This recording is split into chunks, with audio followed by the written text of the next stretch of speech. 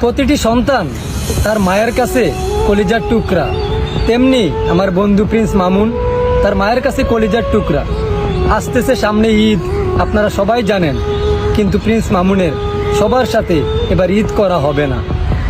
সে এক বন্দি কারাগারে রয়েছে, যেখান থেকে দুনিয়ার আলো বাতাস সব দেখা যায়, কিন্তু বের হওয়া যায় না। বিধাতার কি লীলা, একটি জঘন্য মানুষ তাকে নিয়ে এরকম একটা খারাপ অপবাদ দিয়ে তাকে এরকম একটা জঘন্য জায়গায় পাঠিয়েছে। তার জন্য আমরা সবাই নিন্দা জানাই এবং মামুনের মায়ের চোখে কান্নার জল। এবার ঈদে সে একা একা সন্তানকে রেখে ঈদ করবে। তাছাড়া তার দুইজন প্রতিবন্ধী বোন এবং ভাই রয়েছে, তারা খুব কান্না করতেছে, নিজের চোখে দেখেছি।